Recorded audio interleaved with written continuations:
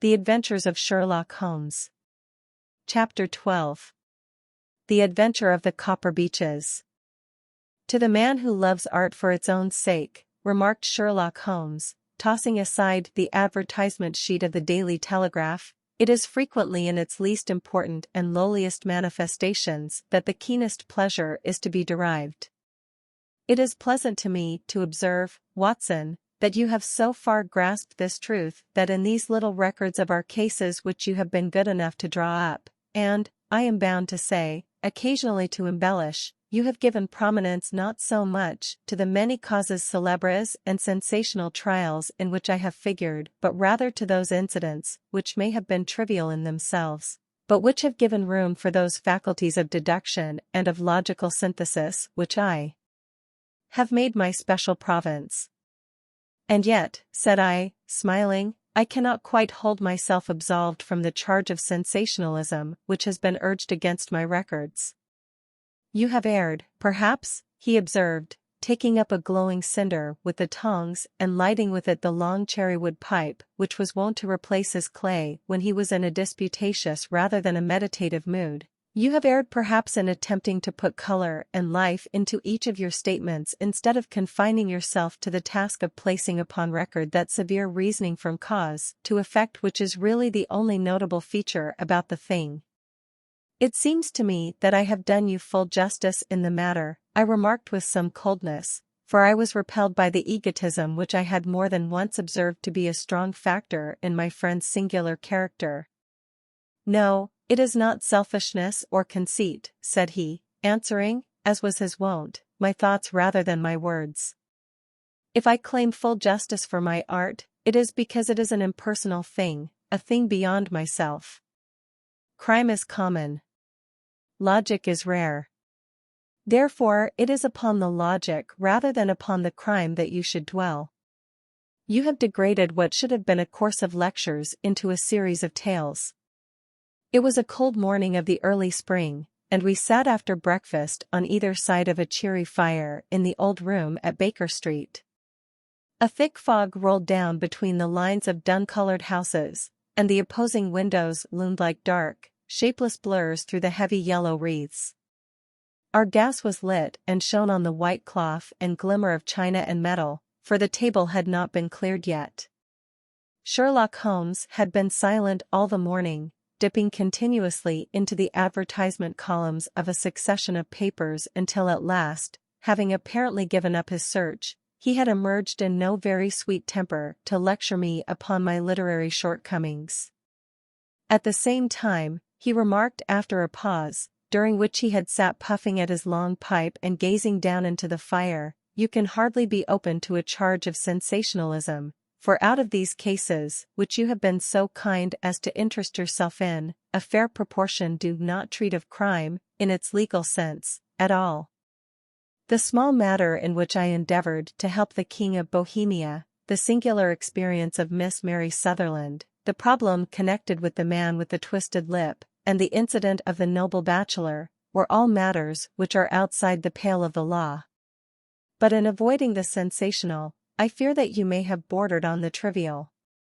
The end may have been so, I answered, but the methods I hold to have been novel and of interest. Pshaw, my dear fellow, what do the public, the great unobservant public, who could hardly tell a weaver by his tooth or a compositor by his left thumb, care about the finer shades of analysis and deduction? But, indeed, if you are trivial, I cannot blame you, for the days of the great cases are past. Man, or at least criminal man, has lost all enterprise and originality. As to my own little practice, it seems to be degenerating into an agency for recovering lost lead pencils and giving advice to young ladies from boarding schools. I think that I have touched bottom at last, however. This note I had this morning marks my 0 point, I fancy. Read it. He tossed a crumpled letter across to me. It was dated from Montague Place upon the preceding evening, and ran thus. Dear M.R. Holmes, I am very anxious to consult you as to whether I should or should not accept a situation which has been offered to me as governess. I shall call at 10:30 tomorrow if I do not inconvenience you. Yours faithfully, Violet Hunter. Do you know the young lady? I asked. Not I. It is 10:30 now. Yes, and I have no doubt that is her ring. It may turn out to be of more interest than you think. You remember that the affair of the blue carbuncle, which appeared to be a mere whim at first, developed into a serious investigation. It may be so in this case, also. Well, let us hope so. But our doubts will very soon be solved, for here, unless I am much mistaken, is the person in question. As he spoke, the door opened and a young lady entered the room. She was plainly but neatly dressed, with a bright, quick face, freckled like a plover's egg, and with the brisk manner of a woman who has had her own way to make in the world. You will excuse my troubling you, I am sure, said she, as my companion rose to greet her, but I have had a very strange experience, and as I have no parents or relations of any sort from whom I could ask advice, I thought that perhaps you would be kind enough to tell me what I should do. Pray take a seat, Miss Hunter. I shall be happy to do anything that I can to serve you. I could see that Holmes was favorably impressed by the manner and speech of his new client. He looked her over in his searching fashion, and then composed himself, with his lids drooping and his fingertips together, to listen to her story. I have been a governess for 5 years, said she, in the family of Colonel Spence Monroe, but 2 months ago the Colonel received an appointment at Halifax, in Nova Scotia, and took his children over to America with him, so that I found myself without a situation. I advertised, and I answered advertisements, but without success. At last the little money which I had saved began to run short, and I was at my wits' end as to what I should do. There is a well-known agency for governesses in the West End called Westways, and there I used to call about once a week in order to see whether anything had turned up which might suit me. Westway was the name of the founder of the business, but it is really managed by Miss Stoper. She sits in her own little office, and the ladies who are seeking employment wait in an anteroom, and are then shown in one by one, when she consults her ledgers and sees whether she has anything which would suit them. Well, when I called last week I was shown into the little office as usual, but I found that Miss Stoper was not alone. A prodigiously stout man with a very smiling face and a great heavy chin which rolled down in fold upon fold over his throat sat at her elbow with a pair of glasses on his nose, looking very earnestly at the ladies who entered. As I came in he gave quite a jump in his chair and turned quickly to Miss Stoper. "That will do," said he, "I could not ask for anything better." "Capital! Capital!" He seemed quite enthusiastic and rubbed his hands together in the most genial fashion. He was such a comfortable-looking man that it was quite a pleasure to look at him. "You are looking for a situation, miss?" he asked. "Yes, sir." "As governess?" "Yes, sir." "And what salary do you ask?" "I had £4 a month in my last place with Colonel Spence Monroe." "Oh, tut, tut." "Sweating, rank sweating," he cried, throwing his fat hands out into the air like a man who is in a boiling passion. "How could anyone offer so pitiful a sum to a lady with such attractions and accomplishments?" "My accomplishments, sir, may be less than you imagine," said I, "a little French, a little German, music, and drawing." "Tut, tut," he cried. "This is all quite beside the question. The point is, have you or have you not the bearing and deportment of a lady? There it is in a nutshell. If you have not, you are not fitted for the rearing of a child who may some day play a considerable part in the history of the country. But if you have, why, then, how could any gentleman ask you to condescend to accept anything under the 3 figures? Your salary with me, madam, would commence at £100 a year. You may imagine, Mr. Holmes, that to me, destitute as I was, such an offer seemed almost too good to be true. The gentleman, however, seeing perhaps the look of incredulity upon my face, opened a pocketbook and took out a note.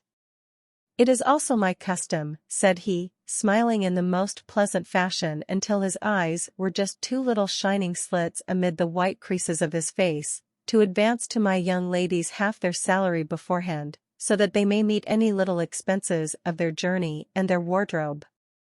It seemed to me that I had never met so fascinating and so thoughtful a man.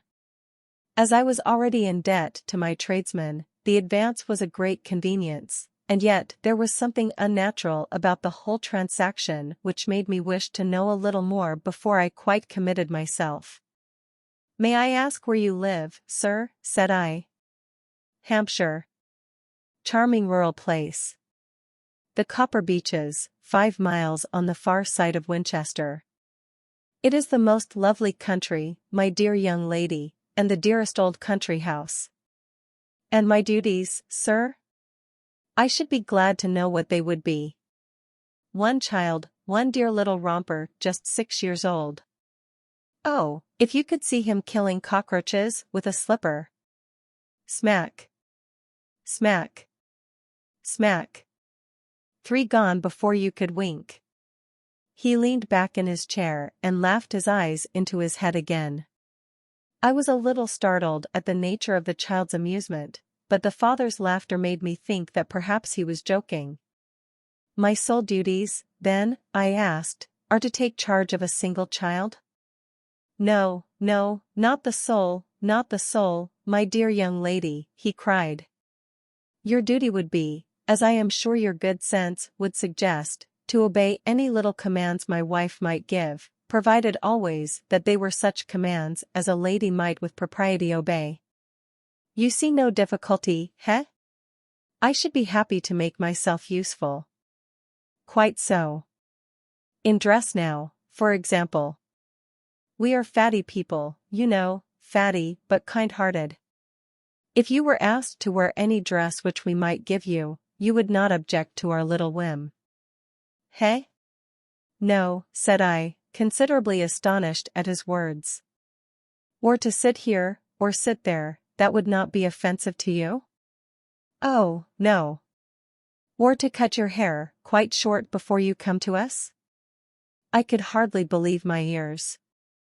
"As you may observe, Mr. Holmes, my hair is somewhat luxuriant, and of a rather peculiar tint of chestnut.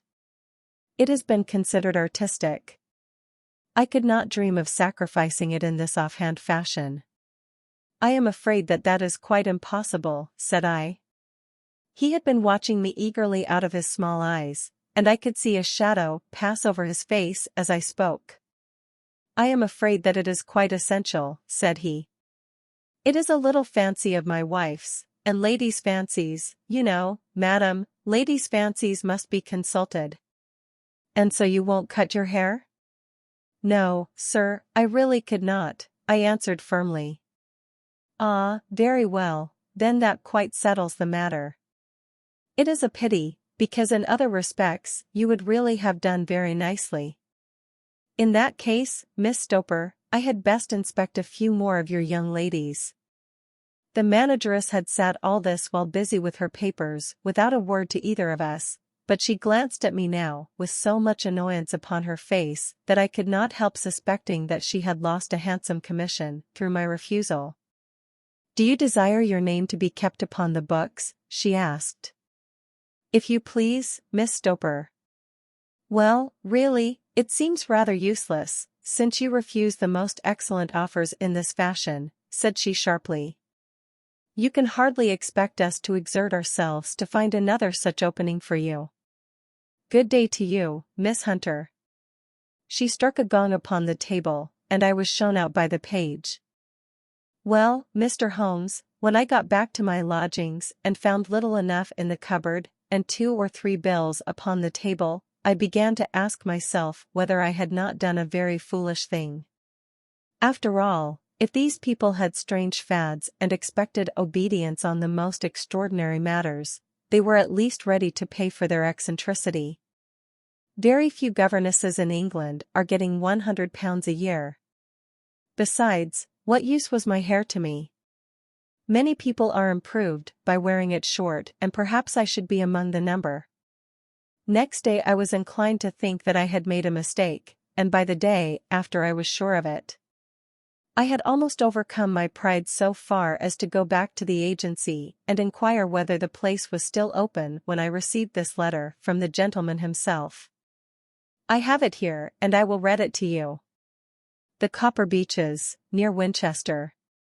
Dear Miss Hunter, Miss Stoper has very kindly given me your address, and I write from here to ask you whether you have reconsidered your decision. My wife is very anxious that you should come, for she has been much attracted by my description of you. We are willing to give £30 a quarter, or £120 a year, so as to recompense you for any little inconvenience which our fads may cause you. They are not very exacting, after all. My wife is fond of a particular shade of electric blue and would like you to wear such a dress indoors in the morning. You need not, however, go to the expense of purchasing one, as we have one belonging to my dear daughter Alice, now in Philadelphia, which would, I should think, fit you very well. Then, as to sitting here or there, or amusing yourself in any manner indicated, that need cause you no inconvenience. As regards your hair, it is no doubt a pity, especially as I could not help remarking its beauty during our short interview, but I am afraid that I must remain firm upon this point, and I only hope that the increased salary may recompense you for the loss. Your duties, as far as the child is concerned, are very light. Now do try to come, and I shall meet you with the dog-cart at Winchester. Let me know your train. Yours faithfully, Geoffrey Rucastle. That is the letter which I have just received, Mr. Holmes, and my mind is made up that I will accept it. I thought, however, that before taking the final step I should like to submit the whole matter to your consideration. Well, Miss Hunter, if your mind is made up, that settles the question, said Holmes, smiling. But you would not advise me to refuse? I confess that it is not the situation which I should like to see a sister of mine apply for. What is the meaning of it all, Mr. Holmes? Ah, I have no data. I cannot tell. Perhaps you have yourself formed some opinion? Well, there seems to me to be only one possible solution. Mr. Rucastle seemed to be a very kind, good-natured man. Is it not possible that his wife is a lunatic, that he desires to keep the matter quiet for fear she should be taken to an asylum, and that he humors her fancies in every way in order to prevent an outbreak?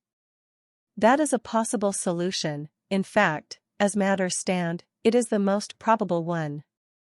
But in any case it does not seem to be a nice household for a young lady. But the money, Mr. Holmes, the money. Well, yes, of course the pay is good, too good. That is what makes me uneasy. Why should they give you £120 a year, when they could have their pick for £40? There must be some strong reason behind. I thought that if I told you the circumstances you would understand afterwards if I wanted your help.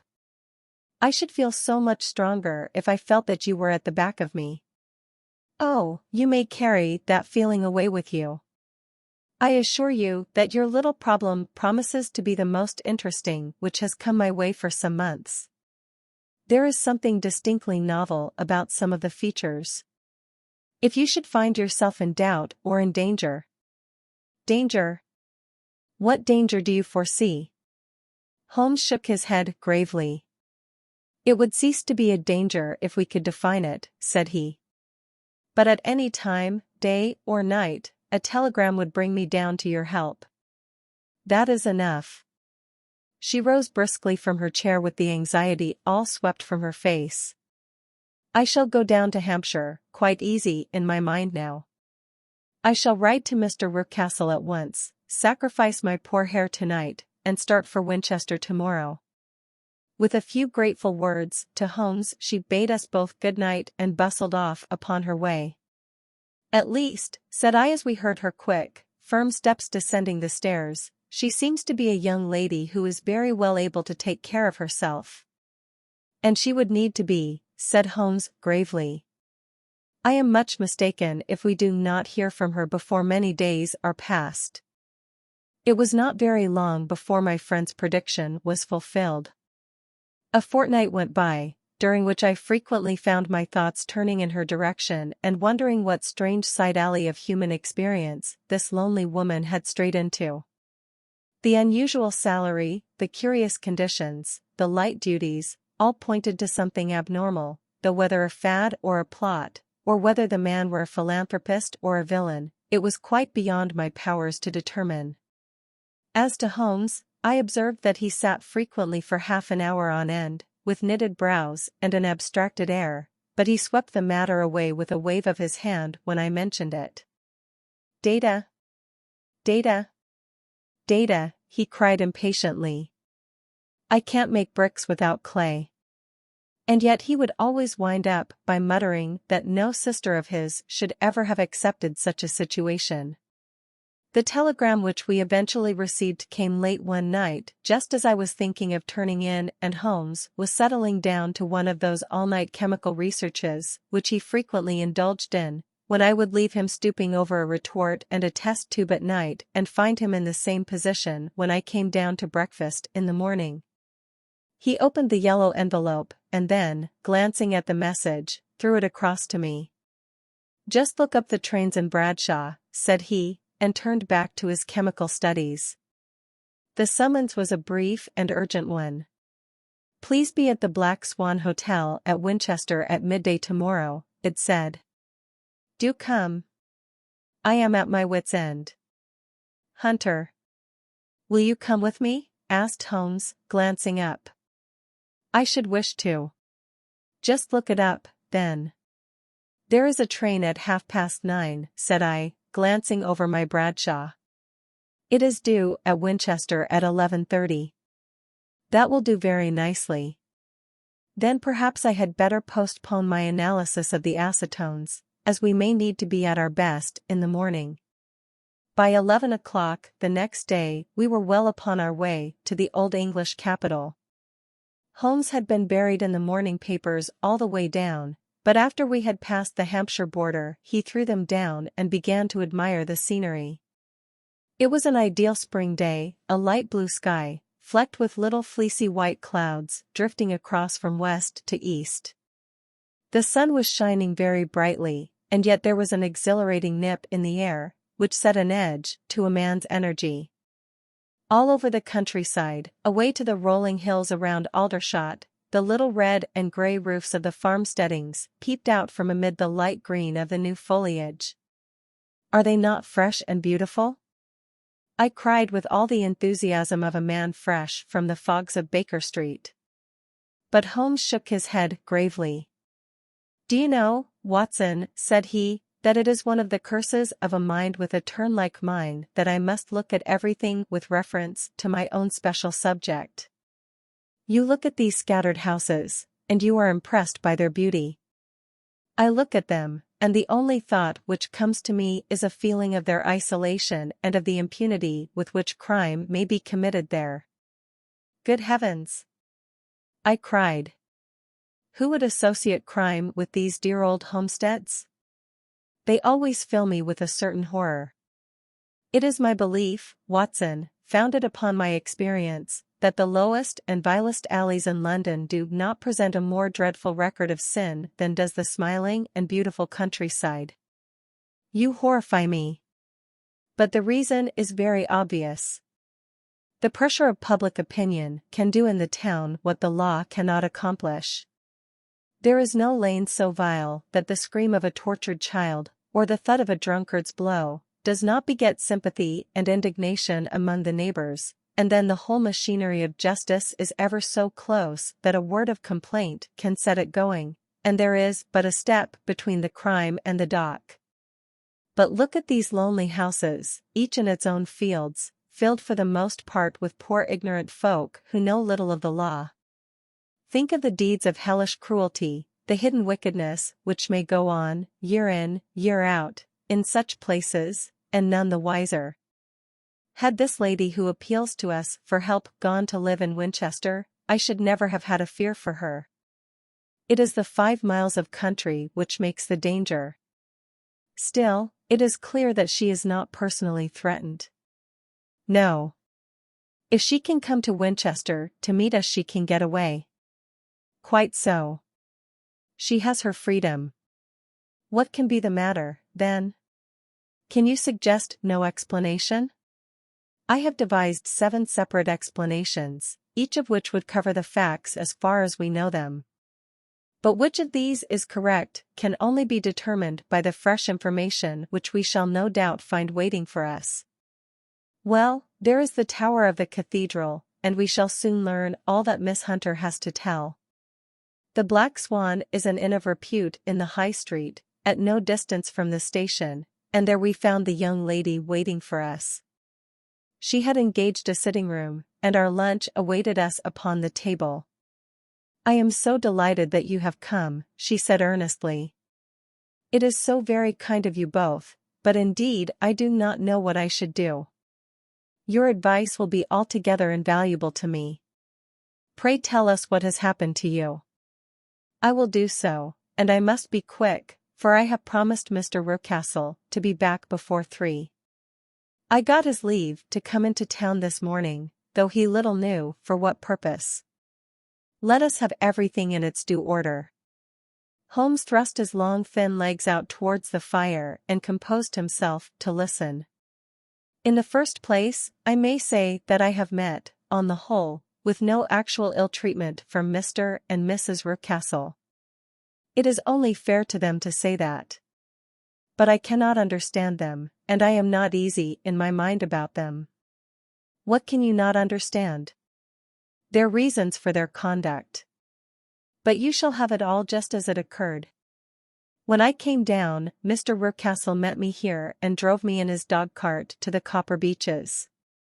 It is, as he said, beautifully situated, but it is not beautiful in itself, for it is a large square block of a house, whitewashed, but all stained and streaked with damp and bad weather. There are grounds round it, woods on 3 sides, and on the 4th a field which slopes down to the Southampton highroad, which curves past about 100 yards from the front door. This ground in front belongs to the house, but the woods all round are part of Lord Southerton's preserves. A clump of copper beeches immediately in front of the hall door has given its name to the place. I was driven over by my employer, who was as amiable as ever, and was introduced by him that evening to his wife and the child. There was no truth, Mr. Holmes, in the conjecture which seemed to us to be probable in your rooms at Baker Street. Mrs. Rucastle is not mad. I found her to be a silent, pale-faced woman, much younger than her husband, not more than 30, I should think, while he can hardly be less than 45. From their conversation I have gathered that they have been married about 7 years, that he was a widower, and that his only child by the first wife was the daughter who is gone to Philadelphia. Mr. Rucastle told me in private that the reason why she had left them was that she had an unreasoning aversion to her stepmother. As the daughter could not have been less than 20, I can quite imagine that her position must have been uncomfortable with her father's young wife. Mrs. Rucastle seemed to me to be colorless in mind as well as in feature. She impressed me neither favorably nor the reverse. She was a nonentity. It was easy to see that she was passionately devoted both to her husband and to her little son. Her light gray eyes wandered continually from one to the other, noting every little want and forestalling it if possible. He was kind to her also in his bluff, boisterous fashion, and on the whole they seemed to be a happy couple. And yet she had some secret sorrow, this woman. She would often be lost in deep thought, with the saddest look upon her face. More than once I have surprised her in tears. I have thought sometimes that it was the disposition of her child which weighed upon her mind, for I have never met so utterly spoiled and so ill-natured a little creature. He is small for his age, with a head which is quite disproportionately large. His whole life appears to be spent in an alternation between savage fits of passion and gloomy intervals of sulking. Giving pain to any creature weaker than himself seems to be his one idea of amusement, and he shows quite remarkable talent in planning the capture of mice, little birds, and insects. But I would rather not talk about the creature, Mr. Holmes, and, indeed, he has little to do with my story. I am glad of all details, remarked my friend, whether they seem to you to be relevant or not. I shall try not to miss anything of importance. The one unpleasant thing about the house, which struck me at once, was the appearance and conduct of the servants. There are only two, a man and his wife. Toller, for that is his name, is a rough, uncouth man, with grizzled hair and whiskers, and a perpetual smell of drink. Twice since I have been with them he has been quite drunk, and yet Mr. Rucastle seemed to take no notice of it. His wife is a very tall and strong woman with a sour face, as silent as Mrs. Rucastle and much less amiable. They are a most unpleasant couple, but fortunately I spend most of my time in the nursery and my own room, which are next to each other in one corner of the building. For 2 days after my arrival at the Copper Beeches my life was very quiet. On the third, Mrs. Rucastle came down just after breakfast and whispered something to her husband. "Oh, yes," said he, turning to me, "we are very much obliged to you, Miss Hunter, for falling in with our whims so far as to cut your hair. I assure you that it has not detracted in the tiniest iota from your appearance. We shall now see how the electric blue dress will become you. You will find it laid out upon the bed in your room, and if you would be so good as to put it on we should both be extremely obliged." The dress which I found waiting for me was of a peculiar shade of blue. It was of excellent material, a sort of beige, but it bore unmistakable signs of having been worn before. It could not have been a better fit if I had been measured for it. Both Mr. and Mrs. Rucastle expressed a delight at the look of it, which seemed quite exaggerated in its vehemence. They were waiting for me in the drawing-room, which is a very large room, stretching along the entire front of the house, with 3 long windows reaching down to the floor. A chair had been placed close to the central window, with its back turned towards it. In this I was asked to sit, and then Mr. Rucastle, walking up and down on the other side of the room, began to tell me a series of the funniest stories that I have ever listened to. You cannot imagine how comical he was, and I laughed until I was quite weary. Mrs. Rucastle, however, who has evidently no sense of humor, never so much as smiled, but sat with her hands in her lap, and a sad, anxious look upon her face. After an hour or so, Mr. Rucastle suddenly remarked that it was time to commence the duties of the day, and that I might change my dress and go to little Edward in the nursery. 2 days later this same performance was gone through under exactly similar circumstances. Again I changed my dress, again I sat in the window, and again I laughed very heartily at the funny stories of which my employer had an immense repertoire, and which he told inimitably. Then he handed me a yellow-backed novel, and moving my chair a little sideways, that my own shadow might not fall upon the page, he begged me to read aloud to him. I read for about 10 minutes, beginning in the heart of a chapter, and then suddenly, in the middle of a sentence, he ordered me to cease and to change my dress. You can easily imagine, Mr. Holmes, how curious I became as to what the meaning of this extraordinary performance could possibly be. They were always very careful, I observed, to turn my face away from the window, so that I became consumed with the desire to see what was going on behind my back.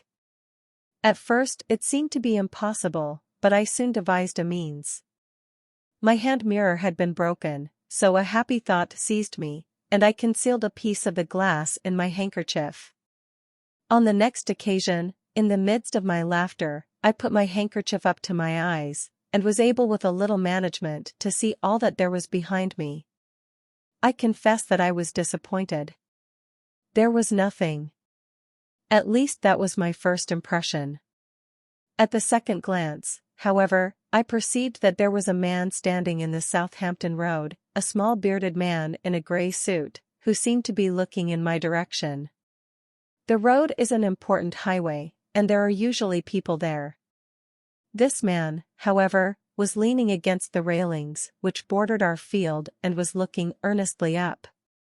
I lowered my handkerchief and glanced at Mrs. Rucastle, to find her eyes fixed upon me with a most searching gaze. She said nothing, but I am convinced that she had divined that I had a mirror in my hand and had seen what was behind me. She rose at once. "Jeffro," said she, "there is an impertinent fellow upon the road there who stares up at Miss Hunter." "No friend of yours, Miss Hunter?" he asked. "No, I know no one in these parts." "Dear me. How very impertinent. Kindly turn round and motion to him to go away. Surely it would be better to take no notice." "No, no, we should have him loitering here always. Kindly turn round and wave him away like that." I did as I was told, and at the same instant Mrs. Rucastle drew down the blind. That was a week ago, and from that time I have not sat again in the window, nor have I worn the blue dress, nor seen the man in the road. "Pray continue," said Holmes. "Your narrative promises to be a most interesting one. You will find it rather disconnected, I fear, and there may prove to be little relation between the different incidents of which I speak.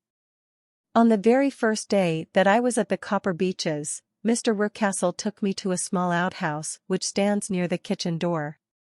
As we approached it I heard the sharp rattling of a chain, and the sound as of a large animal moving about. "Look in here," said Mr. Rucastle, showing me a slit between two planks. "Is he not a beauty?" I looked through and was conscious of two glowing eyes, and of a vague figure huddled up in the darkness. "Don't be frightened," said my employer, laughing at the start which I had given. "It's only Carlo, my mastiff. I call him mine, but really old Toller, my groom, is the only man who can do anything with him. We feed him once a day, and not too much then, so that he is always as keen as mustard. Toller lets him loose every night, and God help the trespasser whom he lays his fangs upon. For goodness sake, don't you ever on any pretext set your foot over the threshold at night, for it's as much as your life is worth." The warning was no idle one, for 2 nights later I happened to look out of my bedroom window about 2 o'clock in the morning. It was a beautiful moonlight night, and the lawn in front of the house was silvered over and almost as bright as day. I was standing, wrapped in the peaceful beauty of the scene, when I was aware that something was moving under the shadow of the Copper Beeches. As it emerged into the moonshine I saw what it was. It was a giant dog, as large as a calf, tawny tinted, with hanging jowl, black muzzle, and huge projecting bones. It walked slowly across the lawn and vanished into the shadow upon the other side. That dreadful sentinel sent a chill to my heart which I do not think that any burglar could have done. And now I have a very strange experience to tell you. I had, as you know, cut off my hair in London, and I had placed it in a great coil at the bottom of my trunk. One evening, after the child was in bed, I began to amuse myself by examining the furniture of my room and by rearranging my own little things. There was an old chest of drawers in the room, the 2 upper ones empty and open, the lower one locked. I had filled the first 2 with my linen, and as I had still much to pack away I was naturally annoyed at not having the use of the 3rd drawer. It struck me that it might have been fastened by a mere oversight, so I took out my bunch of keys and tried to open it. The very first key fitted to perfection, and I drew the drawer open. There was only one thing in it, but I am sure that you would never guess what it was. It was my coil of hair. I took it up and examined it. It was of the same peculiar tint, and the same thickness. But then the impossibility of the thing obtruded itself upon me. How could my hair have been locked in the drawer? With trembling hands I undid my trunk, turned out the contents, and drew from the bottom my own hair. I laid the 2 tresses together, and I assure you that they were identical. Was it not extraordinary? Puzzle as I would, I could make nothing at all of what it meant. I returned the strange hair to the drawer, and I said nothing of the matter to the Rucastles, as I felt that I had put myself in the wrong by opening a drawer which they had locked. I am naturally observant, as you may have remarked, Mr. Holmes, and I soon had a pretty good plan of the whole house in my head. There was one wing, however, which appeared not to be inhabited at all. A door which faced that which led into the quarters of the Tollers opened into this suite, but it was invariably locked. One day, however, as I ascended the stair, I met Mr. Rucastle coming out through this door, his keys in his hand, and a look on his face which made him a very different person to the round, jovial man to whom I was accustomed. His cheeks were red, his brow was all crinkled with anger, and the veins stood out at his temples with passion. He locked the door and hurried past me without a word or a look. This aroused my curiosity, so when I went out for a walk in the grounds with my charge, I strolled round to the side from which I could see the windows of this part of the house. There were 4 of them in a row, 3 of which were simply dirty, while the 4th was shuttered up. They were evidently all deserted. As I strolled up and down, glancing at them occasionally, Mr. Rucastle came out to me, looking as merry and jovial as ever.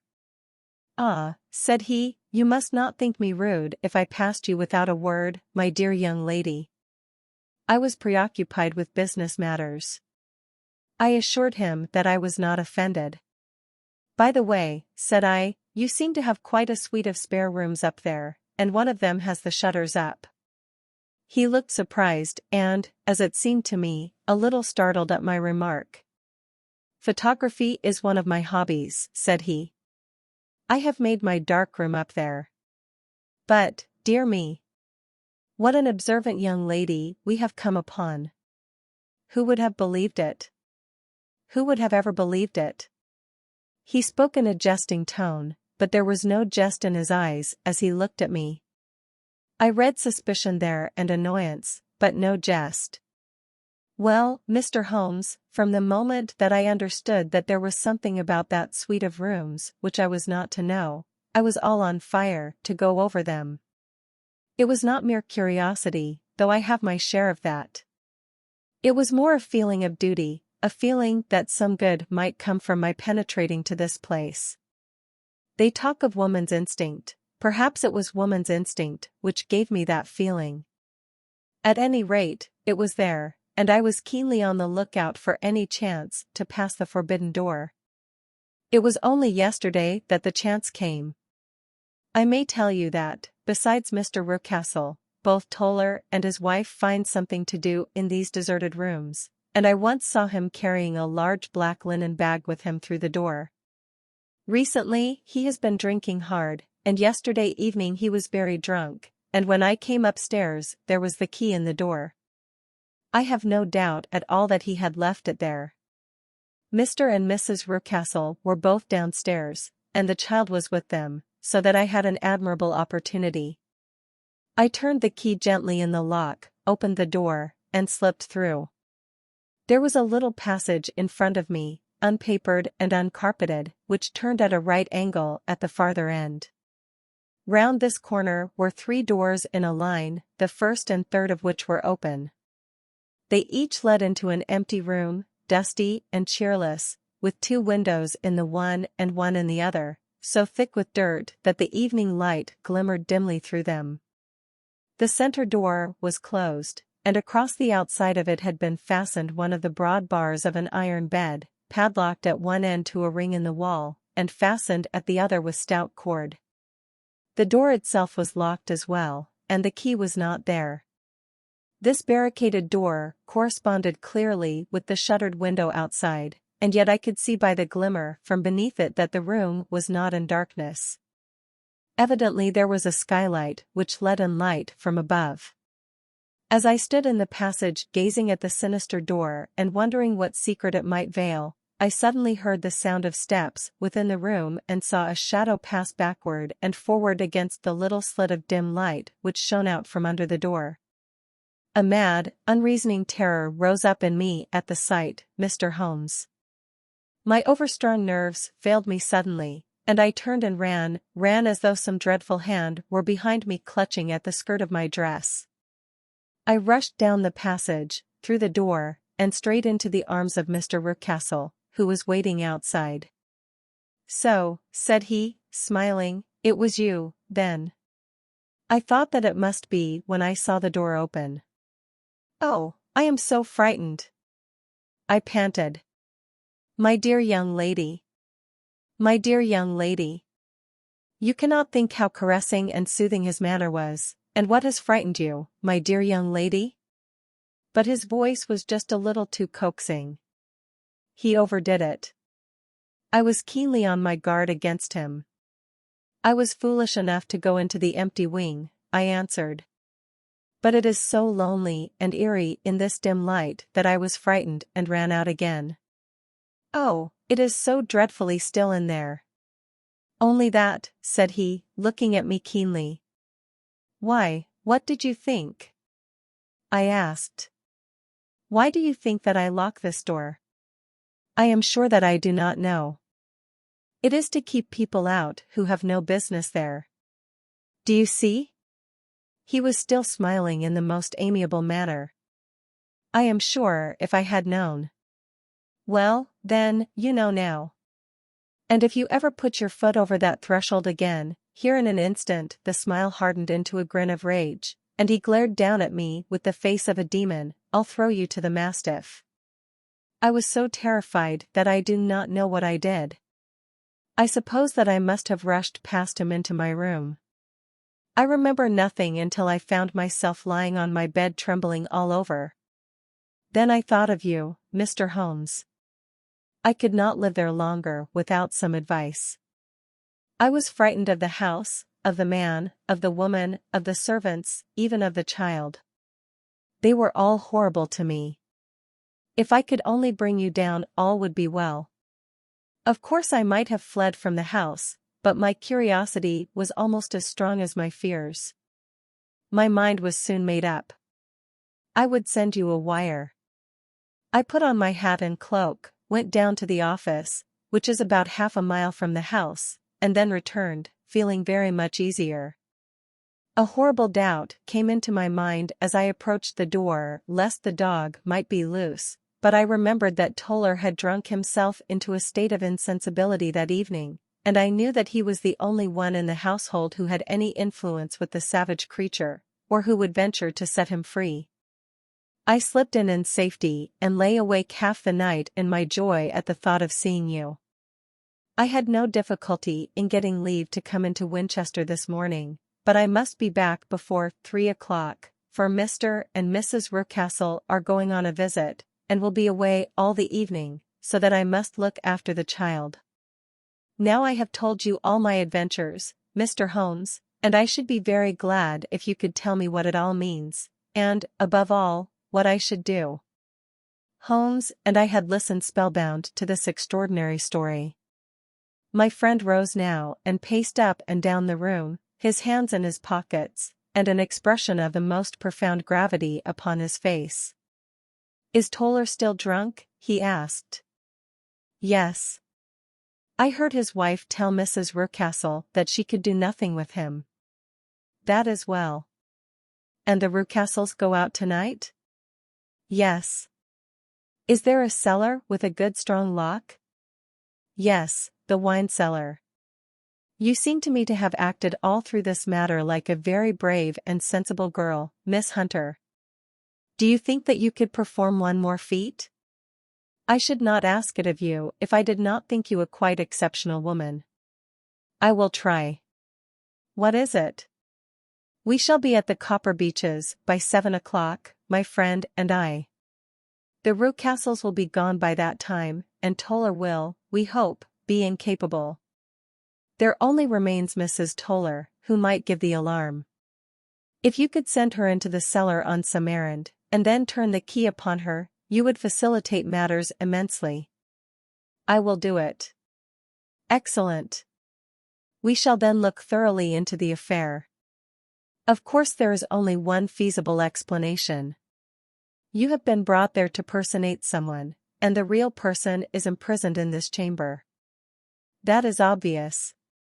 As to who this prisoner is, I have no doubt that it is the daughter, Miss Alice Rucastle, if I remember right, who was said to have gone to America. You were chosen, doubtless, as resembling her in height, figure, and the color of your hair. Hers had been cut off, very possibly in some illness through which she has passed, and so, of course, yours had to be sacrificed also. By a curious chance, you came upon her tresses. The man in the road was undoubtedly some friend of hers, possibly her fiancé, and no doubt, as you wore the girl's dress and were so like her, he was convinced from your laughter, whenever he saw you, and afterwards from your gesture, that Miss Rucastle was perfectly happy, and that she no longer desired his attentions. The dog is let loose at night to prevent him from endeavoring to communicate with her. So much is fairly clear. The most serious point in the case is the disposition of the child. What on earth has that to do with it? I ejaculated. My dear Watson, you as a medical man are continually gaining light as to the tendencies of a child by the study of the parents. Don't you see that the converse is equally valid? I have frequently gained my first real insight into the character of parents by studying their children. This child's disposition is abnormally cruel, merely for cruelty's sake, and whether he derives this from his smiling father, as I should suspect, or from his mother, it bodes evil for the poor girl who is in their power. I am sure that you are right, Mr. Holmes, cried our client. 1,000 things come back to me which make me certain that you have hit it. Oh, let us lose not an instant in bringing help to this poor creature. We must be circumspect, for we are dealing with a very cunning man. We can do nothing until 7 o'clock. At that hour we shall be with you, and it will not be long before we solve the mystery. We were as good as our word, for it was just 7 when we reached the Copper Beeches, having put up our trap at a wayside public house. The group of trees, with their dark leaves shining like burnished metal in the light of the setting sun, were sufficient to mark the house even had Miss Hunter not been standing smiling on the doorstep. Have you managed it? Asked Holmes. A loud thudding noise came from somewhere downstairs. That is Mrs. Toller in the cellar, said she. Her husband lies snoring on the kitchen rug. Here are his keys, which are the duplicates of Mr. Rucastle's. You have done well indeed, cried Holmes with enthusiasm. Now lead the way, and we shall soon see the end of this black business. We passed up the stair, unlocked the door, followed on down a passage, and found ourselves in front of the barricade which Miss Hunter had described. Holmes cut the cord and removed the transverse bar. Then he tried the various keys in the lock, but without success. No sound came from within, and at the silence Holmes' face clouded over. I trust that we are not too late, said he. I think, Miss Hunter, that we had better go in without you. Now, Watson, put your shoulder to it, and we shall see whether we cannot make our way in. It was an old rickety door, and gave at once before our united strength. Together, we rushed into the room. It was empty. There was no furniture save a little pallet bed, a small table, and a basket full of linen. The skylight above was open, and the prisoner gone. There has been some villainy here, said Holmes. This beauty has guessed Miss Hunter's intentions, and has carried his victim off. But how? Through the skylight. We shall soon see how he managed it. He swung himself up onto the roof. Ah, yes, he cried, here's the end of a long light ladder against the eaves. That is how he did it. But it is impossible, said Miss Hunter, the ladder was not there when the Rucastles went away. He has come back and done it. I tell you that he is a clever and dangerous man. I should not be very much surprised if this were he whose step I hear now upon the stair. I think, Watson, that it would be as well for you to have your pistol ready. The words were hardly out of his mouth before a man appeared at the door of the room, a very fat and burly man, with a heavy stick in his hand. Miss Hunter screamed and shrunk against the wall at the sight of him, but Sherlock Holmes sprang forward and confronted him. "You villain," said he, "where's your daughter?" The fat man cast his eyes round, and then up at the open skylight. "It is for me to ask you that," he shrieked, "you thieves! Spies and thieves! I have caught you, have I? You are in my power. I'll serve you." He turned and clattered down the stairs as hard as he could go. "He's gone for the dog," cried Miss Hunter. "I have my revolver," said I. "Better close the front door," cried Holmes, and we all rushed down the stairs together. We had hardly reached the hall when we heard the baying of a hound, and then a scream of agony, with a horrible worrying sound which it was dreadful to listen to. An elderly man with a red face and shaking limbs came staggering out at a side door. "My God," he cried. "Someone has loosed the dog. It's not been fed for 2 days. Quick, quick, or it'll be too late." Holmes and I rushed out and round the angle of the house, with Toller hurrying behind us. There was the huge famished brute, its black muzzle buried in Rucastle's throat, while he writhed and screamed upon the ground. Running up, I blew its brains out, and it fell over with its keen white teeth still meeting in the great creases of his neck. With much labor we separated them and carried him, living but horribly mangled, into the house. We laid him upon the drawing-room sofa, and having dispatched the sobered Toller to bear the news to his wife, I did what I could to relieve his pain. We were all assembled round him when the door opened, and a tall, gaunt woman entered the room. "Mrs. Toller," cried Miss Hunter. "Yes, miss. Mr. Rucastle let me out when he came back before he went up to you." "Ah, miss, it is a pity you didn't let me know what you were planning, for I would have told you that your pains were wasted." "Ha," said Holmes, looking keenly at her. "It is clear that Mrs. Toller knows more about this matter than anyone else." "Yes, sir, I do, and I am ready enough to tell what I know." "Then, pray, sit down, and let us hear it, for there are several points on which I must confess that I am still in the dark." "I will soon make it clear to you," said she, "and I'd have done so before now if I could got out from the cellar.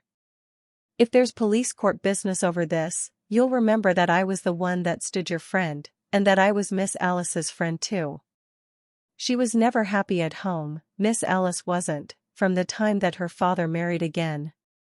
She was slighted like and had no say in anything, but it never really became bad for her until after she met Mr. Fowler at a friend's house. As well as I could learn, Miss Alice had rights of her own by will, but she was so quiet and patient, that she never said a word about them but just left everything in Mr. Rucastle's hands. He knew he was safe with her, but when there was a chance of a husband coming forward who would ask for all that the law would give him, then her father thought it time to put a stop on it. He wanted her to sign a paper, so that whether she married or not, he could use her money. When she wouldn't do it, he kept on worrying her until she got brain fever, and for 6 weeks was at death's door. Then she got better at last, all worn to a shadow, and with her beautiful hair cut off, but that didn't make no change in her young man, and he stuck to her as true as man could be." "Ah," said Holmes, "I think that what you have been good enough to tell us makes the matter fairly clear, and that I can deduce all that remains. Mr. Rucastle then, I presume, took to this system of imprisonment?" "Yes, sir. And brought Miss Hunter down from London in order to get rid of the disagreeable persistence of Mr. Fowler." "That was it, sir. But Mr. Fowler, being a persevering man, as a good seaman should be, blockaded the house, and having met you succeeded by certain arguments, metallic or otherwise, in convincing you that your interests were the same as his. Mr. Fowler was a very kind-spoken, free-handed gentleman," said Mrs. Toller serenely. And in this way he managed that your good man should have no want of drink, and that a ladder should be ready at the moment when your master had gone out. You have it, sir, just as it happened. I am sure we owe you an apology, Mrs. Toller, said Holmes, for you have certainly cleared up everything which puzzled us. And here comes the country surgeon and Mrs. Rucastle, so I think, Watson, that we had best escort Miss Hunter back to Winchester, as it seems to me that our locus standi now is rather a questionable one. And thus was solved the mystery of the sinister house with the copper beeches in front of the door. Mr. Rucastle survived, but was always a broken man, kept alive solely through the care of his devoted wife. They still live with their old servants, who probably know so much of Rucastle's past life that he finds it difficult to part from them. Mr. Fowler and Miss Rucastle were married, by special license, in Southampton the day after their flight, and he is now the holder of a government appointment in the island of Mauritius. As to Miss Violet Hunter, my friend Holmes, rather to my disappointment, manifested no further interest in her when once she had ceased to be the center of one of his problems, and she is now the head of a private school at Walsall, where I believe that she has met with considerable success.